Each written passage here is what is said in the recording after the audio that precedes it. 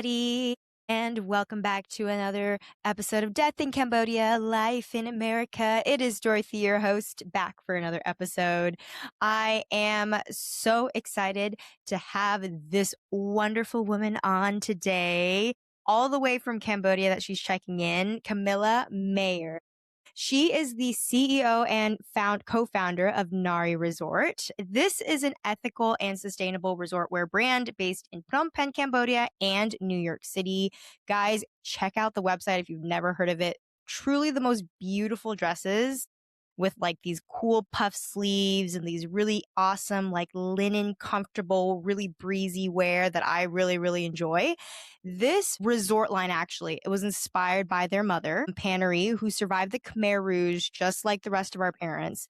And her and her two other sisters co-founded this as a way to give back to the struggling country where their mom was born. All the clothing is ethically and sustainably manufactured using locally sourced materials. They also work closely with ethical NGOs and factories in Cambodia to ensure that the workers are given fair wage and that they are treated properly. The company is also a member of the Freedom Business Alliance, which works to end human trafficking. So I think it's just so amazing to see a brand that not only is being rooted in Cambodia, but also has a purpose. And Camilla is also just a really great friend of mine. So welcome to the podcast. Thank you so much, Dorothy. I know we've been talking about this for a while, so I'm so happy to be here. Yes. Well, Camilla, welcome to the podcast. I'm so excited to have you on. We've done events together, and this is not our first time meeting, and this is just so awesome to finally have you and your work shine. With every conversation that I have and every guest that I bring onto the podcast, I usually like to take everyone back to their childhood and talk a little bit about where they grew up. I know you were born and raised in Chicago, and you and the rest of your siblings. So tell me a little bit about kind of that experience. I know that Chicago at the time had a lot of Cambodian refugees that kind of got together in a certain part of Chicago. Like, were you close to there? What was that whole experience like? Yeah. So my mom, when she was sponsored to come to the United States, she was sponsored by a church in Indiana. Yeah. So naturally, they moved to Chicago. And my dad actually worked for an NGO called World Relief, and he was a social worker. So he met my mom and my mom's family through the organization. And he's a Chicago kid. He grew up in Wheaton, Illinois, which is a suburb of Chicago. It's like a west suburb. And he was working in the city at the time. And he was just like really drawn to my mom's family because she was like one. It was a big family. Oh my gosh, it's one of six. I had to like think about that. Wow. Yeah. So my mom came from like a really big Cambodian family, and my grandmother survived, and then my mom and her siblings survived. So I grew up really close to my Cambodian family in Chicago. And it's really cute. Like, my dad didn't speak Cambodian and my mom knew just a little bit of English, but he really liked her and like married her, and she didn't even know a ton of English, which is pretty wild to think about. And yeah, we like grew up on the north side of Chicago, so Chicago proper. And I went to public school my whole life. I went to this like really robust magnet school, and they had a really big arts program. So at my high school, I went to Lane Tech, which is one of the oldest and largest schools in the country of the United States. It was built in 1908, and you could actually major and you could have a major. So I picked art. So I was like an art major in high school. So I had been taking art classes all through high school. And even my first paycheck was actually a Chicago funded program where during the summer you could do art and the city would pay you like minimum wage. Wow. So my dad was like all about maximizing like city programs in the city of Chicago. And he was really the catalyst of like this like creativity that me and my sisters had. We didn't grow up with a lot of money. Social worker. And then my mom was also eventually a social worker. She ended up getting an associate's degree just from a public college in Chicago. And then she went on to work for Asian Social Services. Mm. And then eventually she went on to work for the city of Chicago. And she was a social worker for like 20 years. So both my parents were social workers. So as you can Wow. imagine, there was not a lot of money growing up. Yeah. Yeah. And so my sisters and I loved to thrift. We were like classic city kids. We would have like $5 and we would just go to the thrift shop nearby. In our like We grew up on the north side of Chicago in a neighborhood called Albany Park. It was the end of the Brown Line. So we would there was a thrift store right near the train. And I remember we would go with like a couple dollars and we would go hunting for like amazing, cool, like 80s dresses and like Mm-hmm. interesting like accessories. And I think that's really where our love of fashion burgeoned. Like we learned to be creative with old clothes and like we quickly learned how to like find unique items just from thrifting. Mm. And we learned to like see nice fabrics. And then coupled with the fact that so I'm mixed. My dad is like a white guy. We're like German um, we're German Swiss descent. Mm-hmm. But he is like born and raised in America. And my dad loved old films from the 50s. And so we were like library kids. We would like go to the library, we'd pick VHS and DVD tapes to like borrow from the library. And then we would go home and watch like these old movies of the 40s and 50s and the clothing back then. MGM, old Old time like Hollywood. movies, old Hollywood. My dad loved musicals, so it was like very fun to see the costumes. And I think that really helped with our creativity. Like we weren't watching like cable TV at Max. My dad would let us watch like PBS. So we would watch like, really wholesome things. And I think that really kind of burgeons even to the way we look at clothes and Yeah. fashion. We're trend driven, but not in a way that's like, it's very like whimsical, very dreamlike. Like we really try to have fun with clothes in a way that's Yeah. very, very wearable. What was your guys' experience like growing up having a, white Chicago American dad, but also the Khmer side? What was your relationship? And, I know you've got your two sisters, but at least for you, what was your relationship with your Khmer side as you were growing up? Yeah, I would say it was really, really strong. So, my Cambodian identity is really unique in the sense that I grew up Cambodian Christian. And I know that's like not like normal. Most go to temple. I remember being like 3, 4, 5 years old. And the Cambodian community that I grew up around was church community. So, like, Mm. actually, my first worship songs from church were actually in Khmer, which is really crazy to talk about. Whoa. Yeah, and it was a Cambodian church. Like my grandmother and then my mom and my oldest other aunt, they actually converted to Christianity in the Thai refugee camps when they were Mm. waiting to come to America. So, one of the first things my grandmother asked for when she landed in Chicago was a church. She was like, "Where can I go to church?"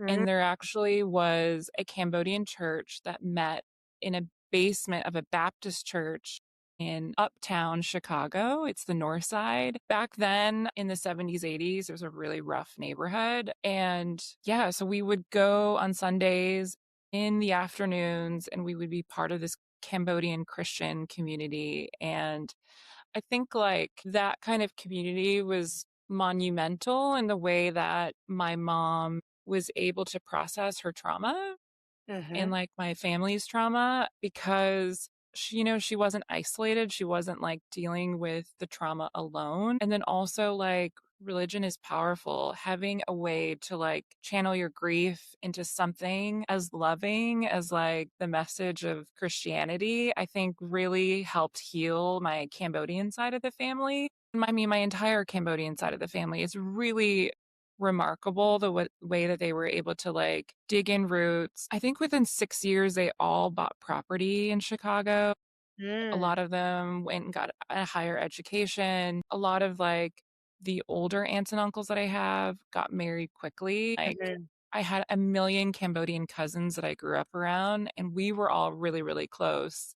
Combined with church, we were like the Cambodian family that would like go around and do like Chicago based events because of my Yeah. dad. He was like, oh, there's free swing dancing downtown. And he would like throw all the Cambodians in a van and we would go to downtown Chicago and we would like do barbecues at the beach. We would go swing dancing and it'd be like 15 Cambodians in a van and we'd all come out and we would like I remember we used to see like Yo-Yo Ma in the park with like Popeye's chicken. And then it would be like my whole Cambodian family Yeah. just taking advantage of like free events around the city. We would go camping a lot in like Indiana and Michigan. Cambodians love to go camping. I don't know why. It's like a jungle thing, maybe. It's like back to Yeah. the roots. Back to the nature. I think that's such like a perfect blend of, you have your huge Cambodian family and all the different families around you. Yeah. You've got the community, you've got the church, but then you've also got dad who's also super social and involved and knows where the events are to pull you guys into like more American, quote unquote, like American hobbies and events and stuff. I mean, I think that's so interesting. That's so unique because there's so many. I mean, people think that being Cambodian American in America is just one type of experience. But as I've interviewed different people, every single person that I've had on here has had a different answer to that question of your relationship to your identity and how that affected you growing up. Whether it be you being in a fully immersive Cambodian community and that was that, or if you were the only Asian in your entire town, like, and nobody even knew where Cambodia was. So that's amazing to hear that it seems like you were just really supported on both sides. You talk about how school had an effect on kind of the inspiration and push towards the arts. Seems like you always kind of had something for the arts even when you were young. And also, that paired with just like the thrifty stores that you and your sisters would be able to kind of play with and dabble with as you guys were growing up. Did your mom like I guess how much did mom share about her experience? And when you guys were thinking about starting the company, which I know was only in 2020, so it was a COVID project potentially, yeah. It's okay. So is this podcast. So, but I wonder how much your mom has shared about her past and the stuff that she had gone through. And if that information really kind of fueled your sisters into creating something to help the country, like what were the influences behind specifically creating a brand that was tied to Cambodia? Yeah, that's a great question. I mean, my mom is 1,000% the reason why we started our business. She was super vocal growing up. Like Mm. her story about the Khmer Rouge, I heard over and over and over again, and it was never like, it was like maybe a little bit sad. When you hear it so often, it was just like, oh yeah, this is what mom went through. And I think her talking about her experience with the Khmer Rouge is a lot of why it was never like something shameful for us. It was like the Khmer Rouge and that trauma was just like, this happened, and it was something that fueled us. It was something that like really made us respect our mom a ton Mhm. because my mom was married. She had two kids before us. And Mhm. she lost her father, she lost her older sister. So she became the oldest because of their death, of her sister's death. And then, she's assumed like the oldest sibling role. And we loved our mom so much because of everything that she had done and continue to work towards, building a healthy home in Chicago, which is not easy for an immigrant, even if you have proximity to a white man like my dad. Um, because my parents both didn't make a ton of money. My mom, my entire Cambodian fam, there were so many hustles going on, like so many side projects One side project that we grew up with was sewing work. One of my mom's first jobs before she got a higher education and was able to become a social worker. By the way, she worked for the Chicago Cambodian Association Mm, for a few years. So we had ties into like the Buddhist Cambodian community too through the Cambodian Association of right, Chicago. right, But our insular community was more of the Christian side because we were like right. going to church every Sunday. But yeah, a lot of Cambodians were doing piecework. So they were sewing and being paid per piece to do. I remember we had industrial sewing machines in our basement in Chicago. And on any given evening after my mom was done with whatever like shift work, she also worked at a factory for a bit. Like she was doing factory work like so many other Cambodians. She would like go back to work and she would like sew like army long johns. I remember we had so many like army green, thick, like army long johns that she Mm-hmm, was mm-hmm. sewing.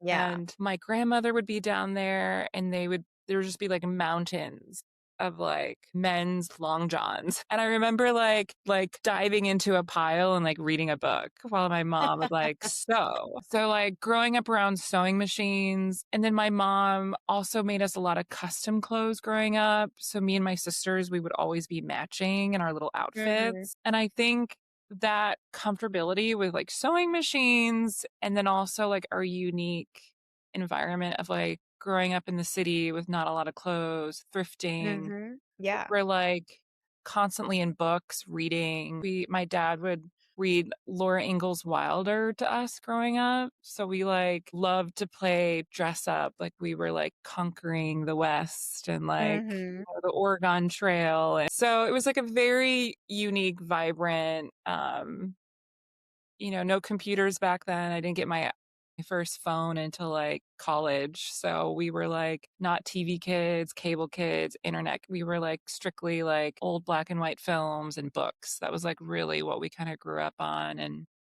my Yeah. mom was like, she wasn't like creative in a sense, but like she was creative in the way that like the clothing was probably a way of expression for her. But like every kind of normal Asian mom, she was like, don't go to fashion school, like become a nurse, become a teacher Yeah. or something Right. a bit more reliable. So that was another battle that we all kind of like eventually fought with our parents and Wanted to, I guess you mentioned that mom was quite vocal with the Khmer Rouge stories, yeah. and I was just curious on when you guys were coming to Yes. the idea of formulating the company, how much of that really impacted the choice of making it a Cambodian company? I mean, you guys could have made an American fashion company, right? And it Yeah. could have just been something different. So there must have been a pull towards specifically helping Cambodia. And I don't know if you remember when that was, if it was a trip that you guys went on. The company supports very, very cool things like making sure that they get fair wages and making sure that the clothing is ethically and sustainably made. Just talk to me a little bit about, I guess, leading up to building the company, just the inspiration and the thoughts that the three of you were having behind all that. My mom started going back to Cambodia probably when I was in high school. Mm, And like many other Cambodian Americans, she would just like put so many things in a suitcase to bring over to donate and yeah. like medicine, old clothes, like pots, pans, like anything that would be valuable to, help the lesser, those in need in Cambodia. And I was able to go to Cambodia fresh out of high school back in like 2007. I went to Cambodia Mhm. finally. And it was still rough back then. It was like very, very poor still. My aunt and uncle were missionaries in Cambodia. So we grew up hearing stories of them going back to Cambodia and just like the different needs and the problems that Cambodia was like facing. And then when I went to fashion school, even me and my little sister Sarah, we ended up doing an internship in Cambodia in 2011. And the internship was for a fashion company in Cambodia, but it was in Siem Reap. And Siem Mm, Reap in 2011 was also really rough. Like I right. remember I got dengue fever twice. Um, I was studying at the Fashion Institute of Technology by then, and through many tussles with my parents and like just different conversations, they finally let me go to New York to study fashion. It's something that like I think for my parents, they were just like, "Can you make money in fashion?" Like Right. we're not going to just send you off to like some big city. Like even for my dad growing up in the States, he even was like, I don't know anything about this. Like, you're my daughter. Like, I'm not going to just like Mhm. let you go to some big city and do this. But my older sister at the time was studying in Minnesota. So she like wasn't too far from Chicago, but she was Mhm. studying at Carleton College and she ended up getting a bachelor's of fine arts at Carleton College as well. And then my little sister Sarah, she was about to go to college and she was looking at art schools as well. And she ended up going to California College of Art in the Bay Area and she studied Mm. fashion. So we were both studying fashion and we were like, okay, let's go to Cambodia because this is us. This is like where we're from. Like, let's do Right. this internship.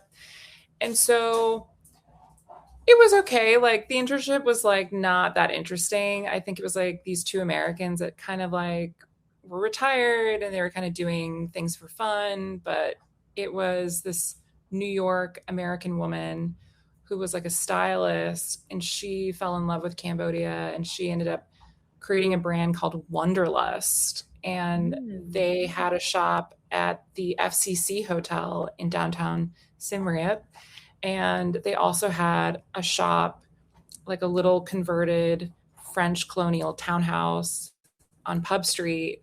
They had a shop there. And um, they kind of became well known because they did a collection with J. Crew. Is J. Crew Mm. or it was J. Crew or Madewell.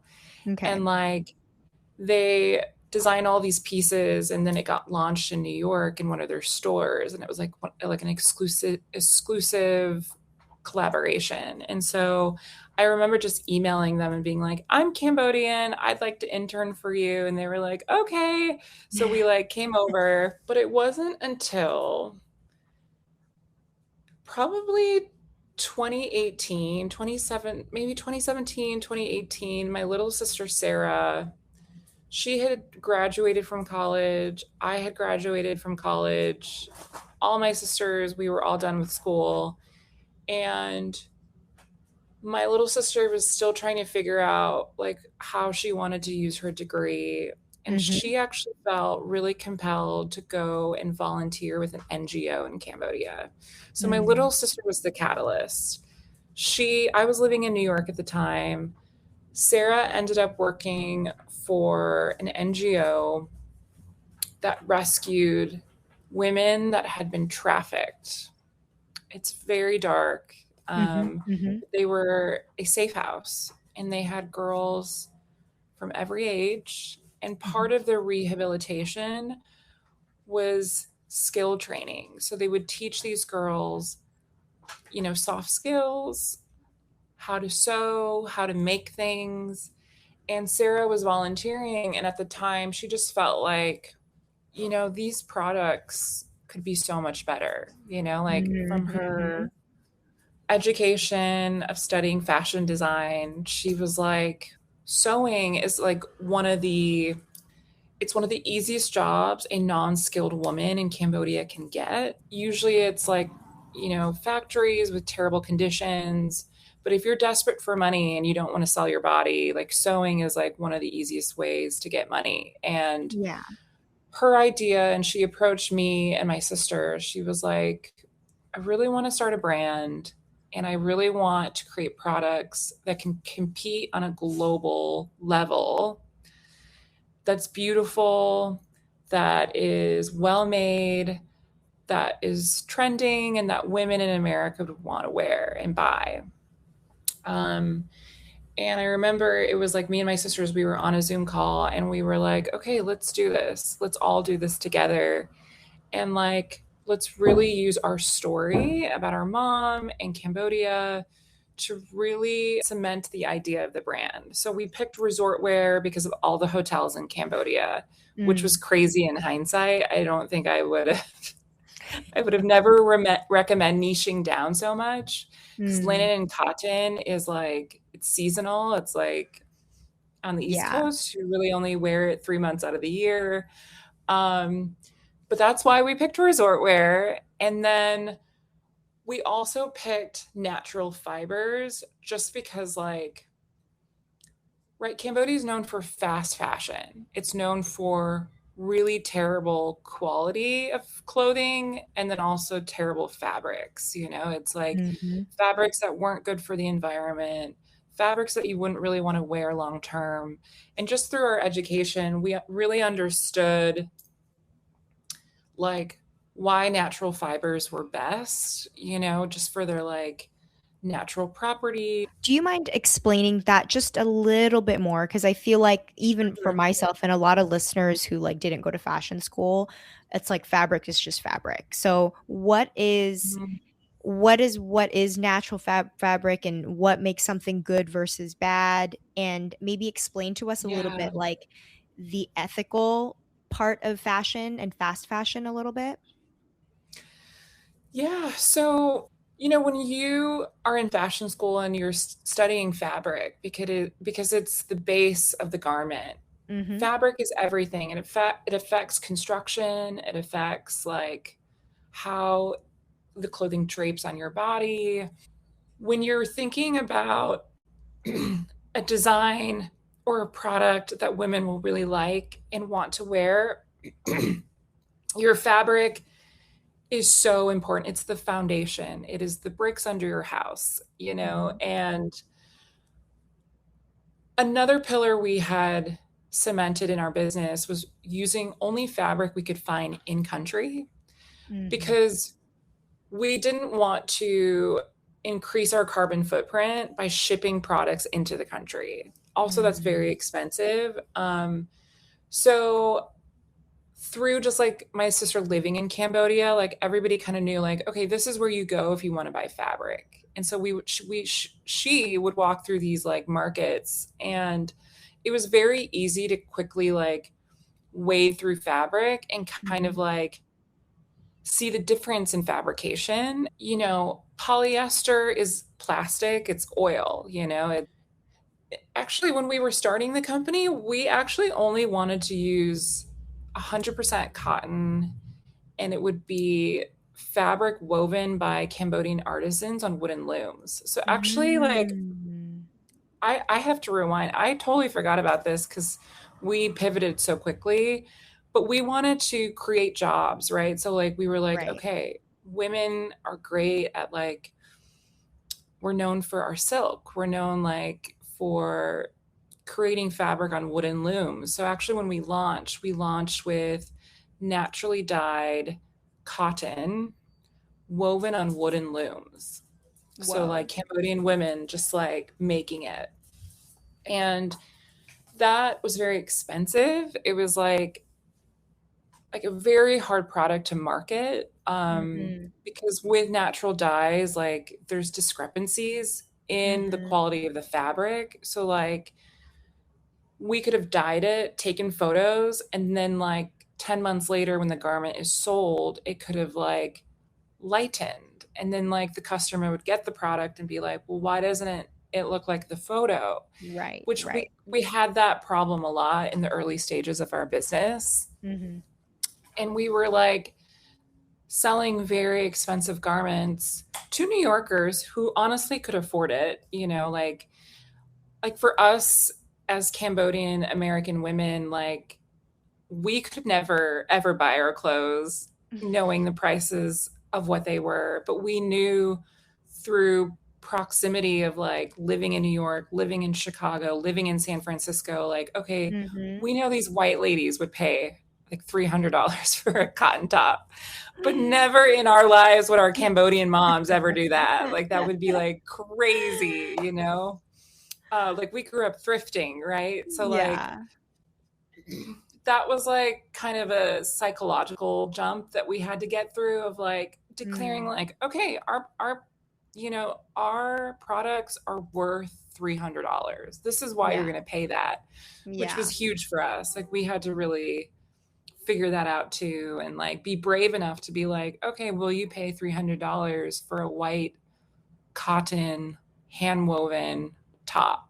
Mm-hmm. And Mm-hmm. quickly, like we figured out they would, and that was like shocking to us. Yeah. Um, so fabrication though, along with just like, okay, we want well-made clothes, like part of the holistic approach of like helping other women is like teaching them soft skills, hygiene, what's good for you, what's good to Mm-hmm. eat, how to Mm-hmm. save money. Naturally, we would never encourage these women to wear plastic on their bodies. Mm-hmm. It's like Mm-hmm. something, it's a little crunchy, but it's like we knew the value of what we would wear for ourselves. And Mm-hmm. therefore, that's why we picked the fabrication that we picked. Um, because we just felt like natural fibers were best. And polyester, you know, as fabrication really advanced, like now in the market, even walking down, you can see a lot of blends that are really like well made and interesting, which we still don't work with, Mm-hmm. just because we've niched down our products so extensively. Yeah. Because right, we're using remnants, and like it's kind of like thrifting. Like not all products are created equal, and like Mm-hmm. even with a small brand, like we niche down so extensively to be known for one thing, and this is the one Right. thing you can trust when you Right. come to us, which is what they encourage in fashion school. It's like it's kind of like going into a restaurant and like they're offering Cambodian cuisine, Middle Eastern cuisine, American food. Like you're like, Mm-hmm.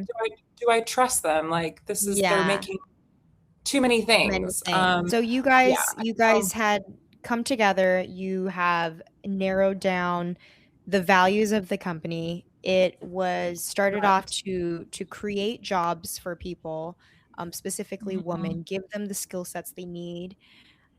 Yeah. The company then you guys had officially started it in 2020, right? Launched your first collection. Launch. Yep. Tell me about the evolution of the company over time and how logistically how was it all functioning and maybe what the hardest part if you were to pick something over the last 6 years. Yeah. Okay. So we almost did not launch in 2020. Yeah, We I remember we were supposed to launch in March of 2020. And if you remember, February is kind of when the world crashed. right. My little sister, my mom, and I were in Cambodia during COVID. And I remember having conversations with my sister, Stephanie, who was in New York. And we were like, what do we do? We have all this fabric, we have our Mhm. samples finalized. We even had a campaign at that point. We had the Yeah. imagery. We basically had everything. And we were doing resort wear, and we were just like, all the resorts are closed though. Do Mhm. we launch? Like, we were like, do we wait? Like, we had no idea. And because we had everything, it was like, okay, let's just launch.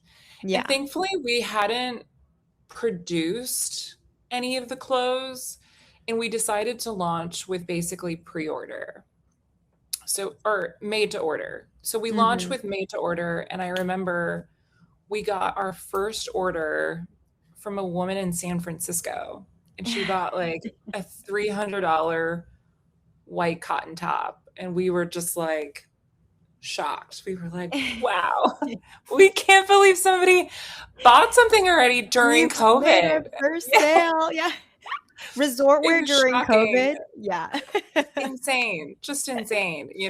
And we were terrified, but we started with made to order, and I remember we pivoted really quickly. We ended up launching a second collection probably like 6 to 7 months later, and we designed a lounge collection. So we like, like I think every business had to pivot quickly during COVID, and Right. we decided to jump on that. And we decided to do a collection that was linen, but you wear it at home. And then Yeah. it's fancy enough that you could still wear it to the hotel once the hotels were opened up. Mhm. And actually that did really, really well. We Yeah. like, I remember like once the borders open, we were able to ship a box to New York, and we survived off of like pre-orders, pivoting to a new collection really quickly. We pivoted to dead stock as well. We decided Mm. like, okay, like we do have the naturally dyed clothes, but let's make something a little bit more affordable and something that's comfortable you could wear at home. Mhm. And I remember we also pivoted to face masks. We Oh, started making cotton face masks. Yeah, and everyone was making face masks at that time. Yeah. everybody, yeah. And we survived off of hustling face masks, which is kind of nuts. And they're actually like, they were really popular too. My little sister's a fantastic designer. Mhm. She designed like, it was kind of ugly to wear, but it was basically like a duck beak. And it created like a pocket of air that was like really comfortable to wear. And we Mm. did children's, we did men's and women's, and we had sizing for our face masks, which was Oh, rare great. too. Yeah. So we would sell them for like $15, $18, $22, and we survived off of face masks for a while. Um, and it was hard. It was a hustle, like nothing about apparel is easy. Mhm. Um, it's a really finicky industry. Women are really picky about clothes. They're Yeah. really price sensitive, even if they have money, and Yeah. like it's really hard to just like create a garment like a t-shirt and be like, oh, well, if I sell it cheap enough, somebody will want to buy it. And that's just like Mhm. not the Not the case. case. You really need a unique product. You really need to stand out. You really need to be able to like say why your product is different. And then you also have to like have like it has to fit well, And so those were Mhm. a lot of the challenges we were facing.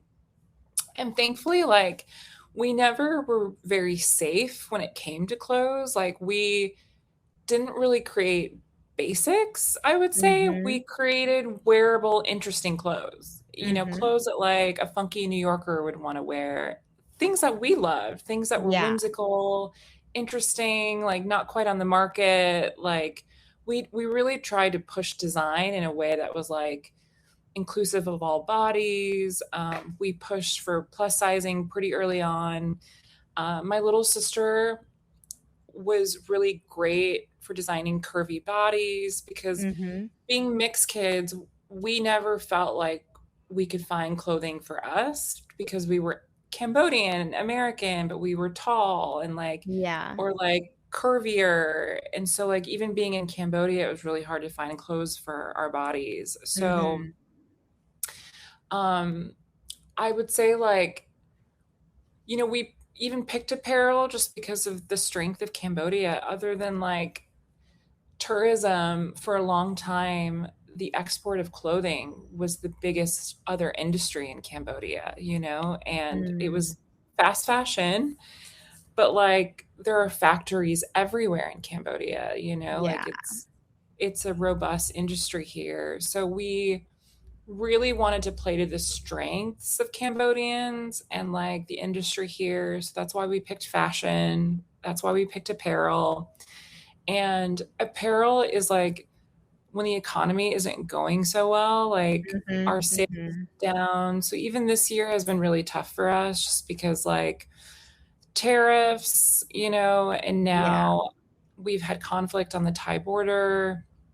So it's Yeah. been hard. Every Yeah. year we're kind of like, do we want to do this again? And we keep going because of just like the jobs we're able to create and provide for women here in Cambodia. Like they're the entire reason why we keep pushing our business forward. Yeah.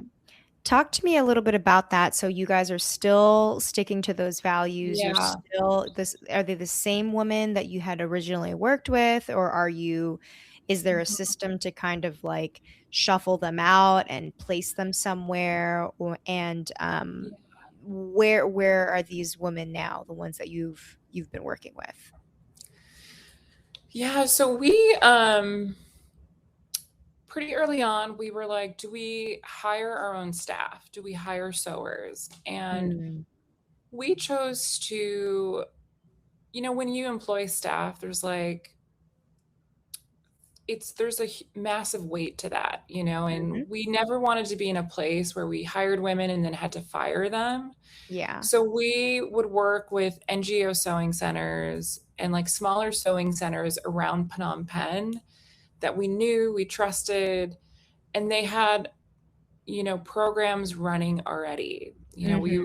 like really wanted to support their initiatives by giving them work. So through the years, it's changed depending on the needs of the collection, the needs of Phnom Penh. Like certain sewing Hmm. centers have closed down, certain sewing centers have grown so much that like we can't meet their MOQs, which Hmm. has happened. Every sewing center has their own different terms, Right. like 30% deposit, 50% deposit, 100% deposit, which we've had to do in the past, Hmm. which is hard Hmm. for a business. Right. So we launched with like a few different sewing centers, but there was one sewing center that we worked with during COVID, and they were amazing because they would make one piece for us. So that's really like where the Hmm. pre-order started to happen. Right. And we would pay per piece. And they were one of our core sewing centers up until about a year ago because the NGO decided to close their sewing center because the Cambodian government was starting to really look closely at NGOs that were making profit, that Right. were no longer just like giving or raising or fundraising, but they were Hmm. like taking in jobs and making money. Right. So the sewing I cannot pronounce. My French is terrible. We worked with Pont en Savant, PSC. We call it PSC. It's a French NGO that's been in Phnom Penh for like 20 plus years. Wow. We love them. We adore them. They're an amazing NGO that still exists to this day in Phnom Penh. But the sad thing was they decided to close down their sewing center because the taxation of the Cambodian government, and they just Right. decided that like this was something that they couldn't keep doing. Right. And it was super heartbreaking. And we still wanted to work with them. And so the main contact, she was the manager of the sewing center. We started having separate conversations with her on the side. We employed her part time Hmm. once she Hmm. lost her job. Um, and she became our manufacturing coordinator. And we basically offered to keep working with the team, Hmm. and we would pay them the same prices as PSC, Hmm. and they Hmm. would just do the items at home. I So see. we work Hmm. with a team of 6 from the PSC Sewing Center, and they sew at home now. And Hmm. so we still pay them the same prices, and they are the heart, the core of our fashion brand. Mm. And they're incredible, and they're so skilled. Some of them had their own sewing machines. We've bought a button machine for them to help Hmm. support the manufacturing, but we pay per piece. And they have become our core group of sewers. So we don't really work with too many other sewing centers at this point, Hmm. just because their capacity is about 250 units a month, which is significant. And Right. we do about 100 units of clothes every month in Hmm. the low months. And in the high months, we can go up to about 200 units a month. Mm. Um, so, which is pretty significant for a small brand like us. Yeah. And Yeah. that's because we have a shop in Cambodia, and then in New York during the summers, we do consignment with different stores, we do trade shows, and Yeah. then I go out myself and I hustle and I sell clothes directly to New Yorkers. We do that because you need an extensive cash flow for clothing. You have to Mhm. like manufacture months in advance, and you really don't see the return until later, and it's a brutal cash game. Can you speak to a little bit about the good and the bad of running a business and storefront specifically in Cambodia? Yeah. Because I know that I don't know anybody else that is running a physical store in Cambodia, um Mhm. and I'm sure that presents its own set of challenges, especially with, you know, just the differences in culture, the differences in law, like what are some of the goods and the bads of that? My parents retired to Cambodia Mm, about 5 years ago, which is also a catalyst of why we launched the business brand, because we had our mom's support during mm, this time. And we decided to open up a storefront mainly because our US side of the business had grown so much that we felt like, okay, maybe it's time for an office.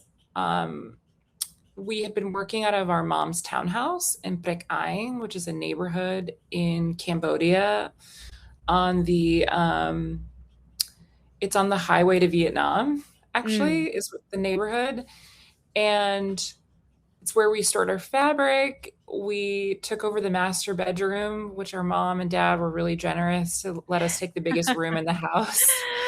And that was our it's where we launched our company. And these racks were in that room until we moved to an office slash storefront. And um my mom works in the shop and she helps oversee our Cambodia side of the business. Mm, And through my travels in like Bali and like Southeast Asia, even Thailand, I noticed that a lot of Australian brands would do in-country pricing for Bali. mm, And so I was like, oh man, like I think we knew there were a ton of tourists. So we were actually looking of launching our store in Siem Reap first, but it was really based off the space. right. And we actually did sign two leases before we ended up in this location.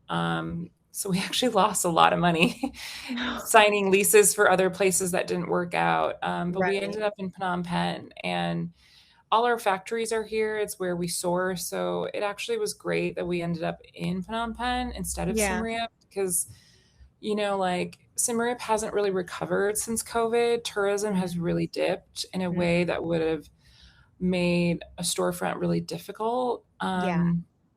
So I think the combination of like, okay, this is supporting the US side of the business, and then we're also going to start selling to tourists in Cambodia. And like, my mom was here to support, help oversee staff, I think also really helped. And so Mhm. now I spend 3 to 4 months out of the year supporting the retail side of our business, the storefront.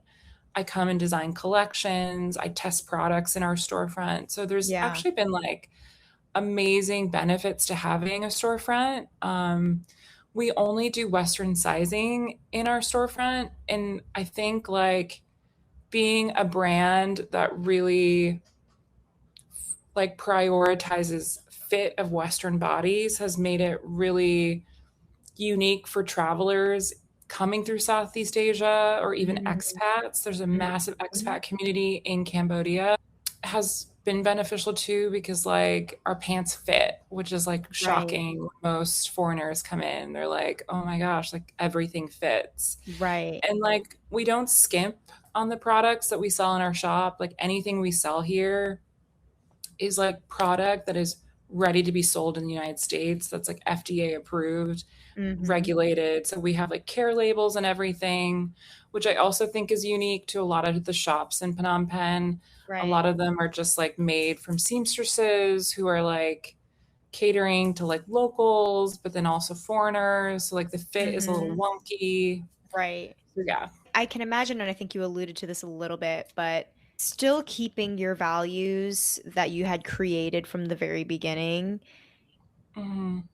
has probably also can also present its like maybe some of the biggest challenges, right? Because Yeah. sustainable and ethical is wonderful and it's something really to be admired, but it's also not the easiest way for sure. If in fact it's the hardest, right? I would Yeah. imagine, especially in a world like fashion. So, what is it that keeps you going, and especially when things get really, really tough to stick to those non-negotiables? Yeah. I think like, if you're an entrepreneur, you have to really know your why. You have to Mhm. really know your values, and ethics plays a huge part in running a business. Like you have to have discipline, you have to have motivation, you have to wake up every day, push forward in a business concept is quite volatile and you're just like, why am I doing this? Yeah. um Yes. so I would say we just really, really believe in what we're doing, and it's integrated not only in who we are as being Cambodian American, but it's also like why we went to university, like we studied these specific things. And it is really cool to be able to like use our degree and go out into the world and like actually utilize it, Mhm. and Mhm. I struggled with this business concept for a long time because it was a sister thing, and then my sisters had kids, and my older sister is no longer in the business, and then my little sister, she's a maybe right now, which I'm like, that's okay. She just had a kid as well, and she's actually pregnant. She's gonna have her second. Oh my goodness. I know, and so it's me kind of pushing the business forward, um, and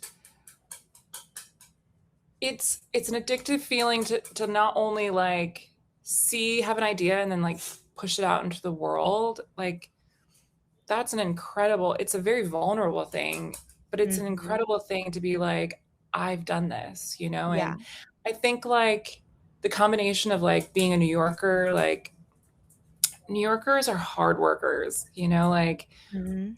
like any sort of big competitive city, like I interned for free in fashion school for years Mhm. until I caught my big break, and Yeah.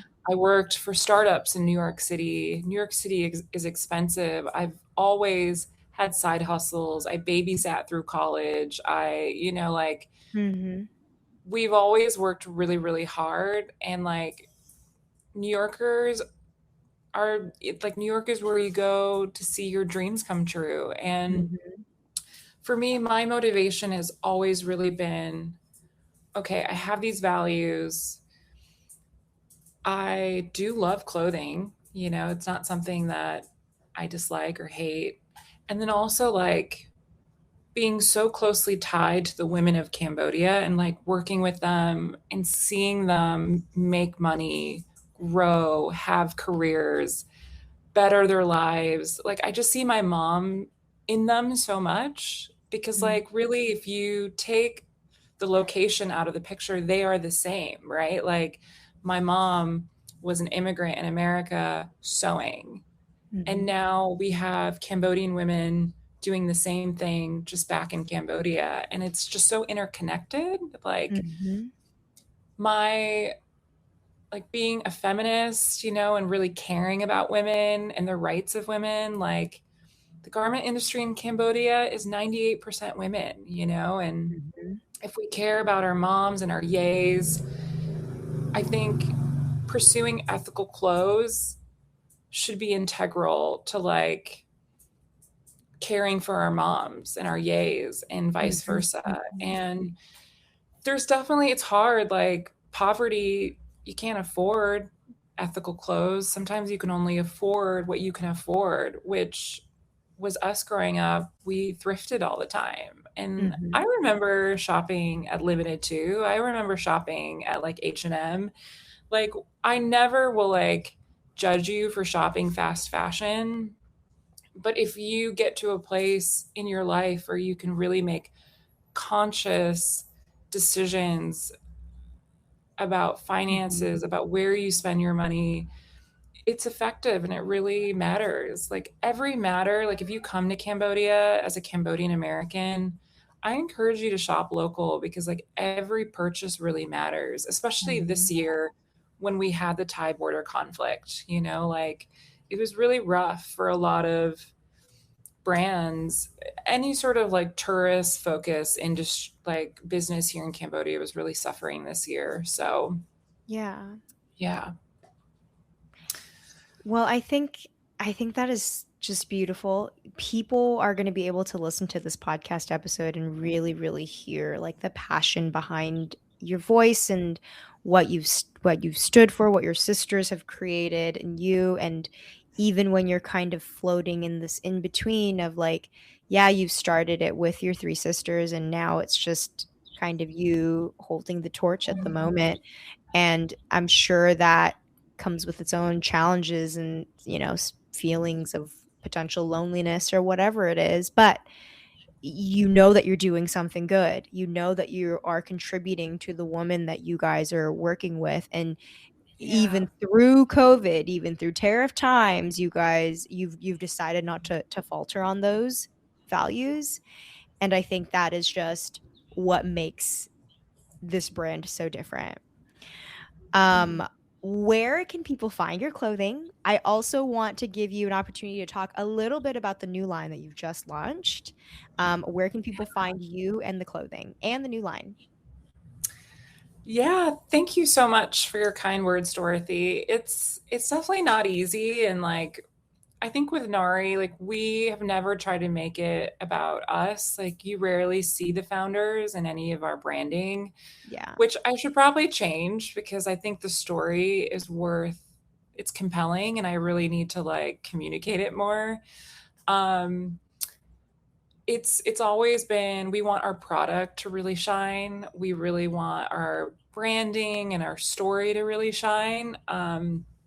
It's not like because it's like a sister brand, it was like never about the sisters. It was always about like the customer. Yeah. But yeah, you can shop our brand at naryresort.com.